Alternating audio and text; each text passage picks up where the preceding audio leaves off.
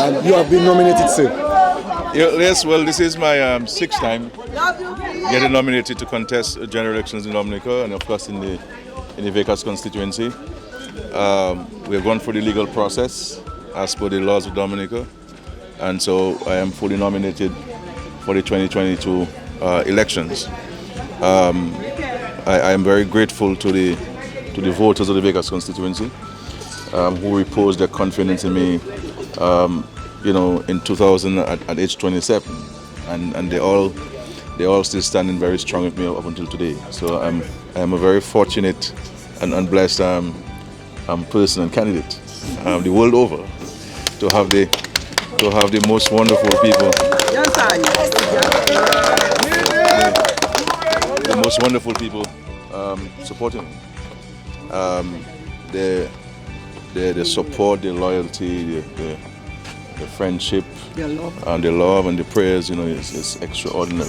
And every success I've had in the politics, I owe it to the people in the Vegas constituency. You have 21 candidates for this general election. Tell us a little bit more of them. Well, we have 21. They're all getting nominated. People are getting nominated, and I hope by 10 o'clock everybody will have been nominated. As I indicated, this is a national reset. We're seeking to bring new blood and new energy and to reinvigorate the party so that we can face the challenges ahead. One has to accept that the world has changed, especially in the last 3 years. With the COVID-19 and the impact it has had on the society the world over. And then we have the Russia-Ukraine conflict that has created challenges for people. And of course you have the issue of climate change that's impacting our society. We now have to raise hundreds of millions of dollars to relocate residents in Petite Soufrière and Saint Sauveur and Good Hope, in addition to having to relocate the village of Campbell. So you're talking easily that you need to raise about $400 million to do that. But the reality is the only political party that people can be rest assured they can do that is the Labour Party. And those who don't, there are people who are talking about they're not contesting elections. So the reality is, for you to have an organization, there must be somebody who has to take the decisions. That person has to be called a leader. And if you have more than one leader, then that thing is a monster. Anything that has more than one head is a monster, and therefore we can see the disarray within the Workers' Party. They've never been serious, and this is what I've been saying to the people of Dominica. Can you imagine if these people were in government in this difficult time, that they can agree among themselves, that they're fighting, everybody pulling there and pulling there. This is not what you want. You need in these times, and any time, more so in these times, strong, decisive leadership. And this is what I have provided the country over the last 18 years, and this is what I will give to the country after these elections are over. Go ahead. Have you heard of anyone contesting the Vegas constituency? We're not bothered by who runs.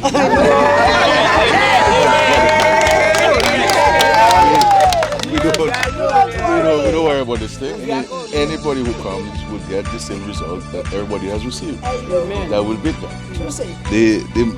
The strongest person who has contested against us is Bernice Bellamy. You understand? And from Bernice Bellamy day, when Bernice Bellamy ran I believe in 2000, we beat her by 300 votes. And then we have increased our margin, everybody was coming. And mark you, we don't campaign in this constituency. The Vegas constituency, every election they go and help other constituencies. So imagine if we have to be campaigning here and having meetings here and stuff. We don't have this. We trust the voters here. They are the most sincere voters you can find anywhere in the world. Not Dominica, anywhere in the world. And when they say they're with you, they're with you. They don't play games. And that is an important component of our success here. It's all about people. People and their loyalty and their commitment. So we don't go bothering ourselves who run. Whoever comes in the ring will get beaten. That's it. I want to find out, Mr. Prime Minister, that some persons are putting fake information out there. Some people are also mentioning that Dominica has chaos and so on. Can you rest assured to the general public, to the rest of the world, that Dominica is at peace? Well, the United Workers' Party, in their usual fashion, have been trying to stir up confusion and violence in the country. And as I said last in my speech, I'm happy that the people of Dominica have boycotted the Workers' Party. and are not engaging themselves in any lawless and illegal activities. This is an election that has been called within the confines of the Constitution. This call of election is in complete conformity with the provisions of the Constitution and election laws of Dominica. It is correct. There is nothing wrong with it. Everybody who wants to register or get nominated to vote, to contest, can do so. Those who choose not to do so, it's their right to decide not to get nominated. But the elections are constitutional. They have adhered to all of the provisions of the Constitution relating to elections in Dominica. And we will have, as we've always had, free and fair elections. I mean, these days, people, when they get beaten, they want to blame somebody else. Understand? They want to blame somebody else. And it is their fault. When Edison James called elections in 1999, on New Year's Eve, Old Year's night, when everybody enjoying a little ham and a little turkey and so on, Edison called elections. Having gone to see the sunrise in the east, Rosie was out of the country. And Rosie came back, and we were able to put 21 candidates together. And we beat Edison James and the Workers' Party in 2000. So we were an organized party. We were on the ground back in the days.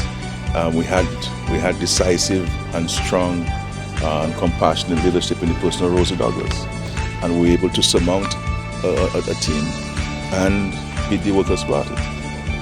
And we have been able to beat them consecutively for all of its 5 elections, and this one's going to be 6.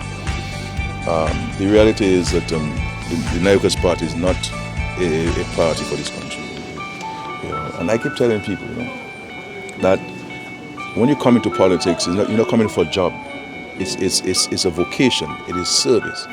And I always liken the selection of candidates to that of the selection of disciples. When Jesus went and sought to recruit Peter, and Peter told Jesus, what about my fishing? I'm a fisherman. I have my boat and all these things. And Jesus told him, well, come on, follow me. I'll make you fishers of men. Peter had to make a sacrifice. And so that lesson in the Bible, that when you are coming to serve people, you have to show them what kind of sacrifice you're making. And in the Workers' Party, not one person can tell you that they're leaving a job to come to serve people. All of them are looking for a job. All of them are looking for a salary, and that's all they're interested in. That's all they're interested in. They don't worry about who else gets a salary. Once they get a salary, that's what they're interested in.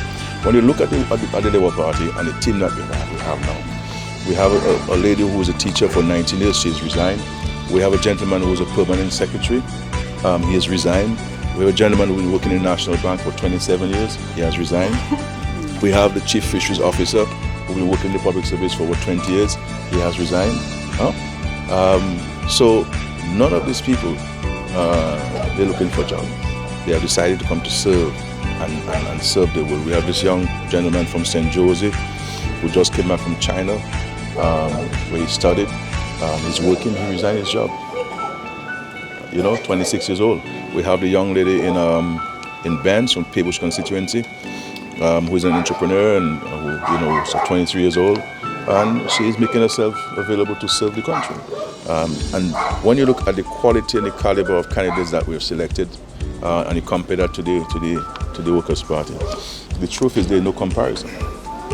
But Dominicans have to understand that we have to make wise decisions. We can't vote on emotion or whether we like Skerrit or don't like Skerrit. We have to vote on the basis that we love this country and determine for ourselves who is the better person to lead this country and who is a group of people who are better placed to serve us in this country. And that is what the Labour Party is providing, and nobody else is able to provide this. And so I'm calling on those who do not support the Labour Party that this should not be about workers or Labour this time. This should be about Dominica and the future Dominica. But the reality is, the majority of UWP supporters accept that really the best. Labour is still the best choice for Dominica. Well, you can say all what you want. You can say, it's Skerrit this and Skerrit that and Labour this and Labour that. But at the end of the day, there is only one person who has presented himself to lead this country as Prime Minister of Dominica is Roosevelt Skerrit. Nobody else. And there's only one party that has shown up for work and to serve the people of Dominica is the Labour Party. What the UWP is doing now, I understand, that in some constituencies, they are sending independent candidates. Now, you say election not free and fair, you say no election, no electoral reform, no election, but you're sending your people to contest in constituencies. You know, so you don't play games with people that way. If you want to run, you run, bold face. You understand? But you say you're not running as a party, but you have your members going to contest as independent candidates. So this is not, the world is going through so many difficulties, Dominica included. This is not a time to play with people's emotions and people's future. Voting is not plain blast. It's not a scratch where you scratch if you win, you go and pick up $20. If you lose, then you throw the stuff on the ground. You see what I'm saying? This is about people's lives, about people's livelihoods. This is about the future of our young people. This is about education for our young people, creating jobs. That's what voting is about. And voting is something that we play with and we just treat as if it is nothing. That is one of the most important decisions that anybody can make in his lifetime as a qualified voter in his country. In some parts of the world, in Australia, for example, voting is mandatory. You must vote. In Dominica, it's a choice, and that choice has to be utilized and exemplified in a serious way. Because how you vote can determine how your life will be in the next 5 years. And we saw what with Workers' Party when Dominica voted them in 1995, and they created a mess in the country because they did not come to serve people. They came for opportunities for themselves, and that is the difference in the Labour Party. We hear about service. People know me. I am very tough on members of Parliament on our side. They have to do the work. They have to represent the people's interests, and that's what we will continue to do. Okay, sir, I just want to say thank you very much. I know that you have 21 constituencies that you have to visit this day to see exactly what is happening on the ground, because this is a very important day for the Dominican public. Well, yes, I mean, it's a very important day. It's an historic day. The Labour Party is going for its 6th unprecedented term in Dominica. We went for 4th unprecedented, we went for 5th, and now 6th. And I'm very confident that the people of Dominica will vote us back into government.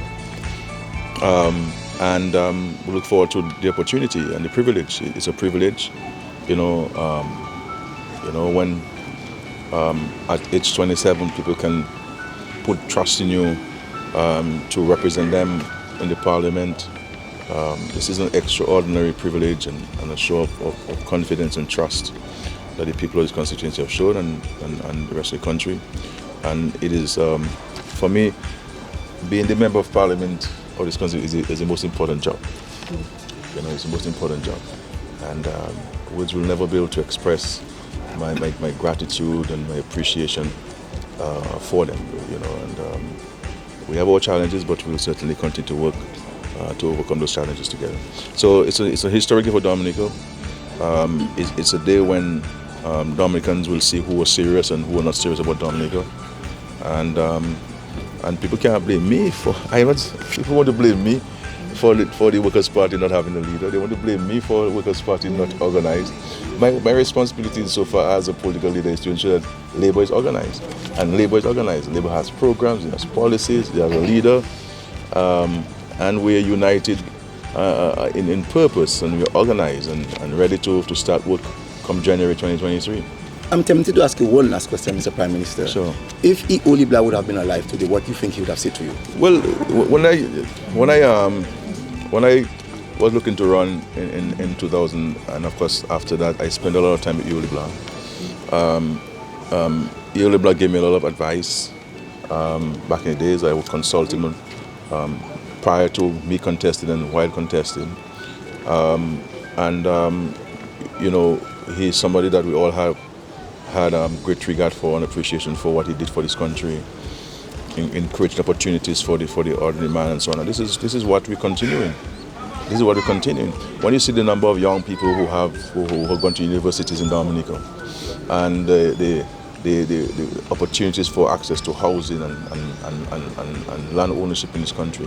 All these are founding principles of the Labour Party, creating opportunities for everyone, no matter where you are in life, no matter what your station in life is, and people having access to the leader and to the Prime Minister. This is what we're doing. One of the things I maybe regret I did not do when Lebanon was alive. He kept telling me to take his library. He offered me his library many times, and I didn't really pay attention to it. But when I would go to him, I would go to see him every Thursday, and I would read a lot of his poems and some of his speeches he wrote. I delivered over his years as a leader of the Labour Party. And so I got a lot of inspiration from him, like I did from Rosie Douglas. Thank you very much, sir. All right, thank you very much. Thank you. Thank you.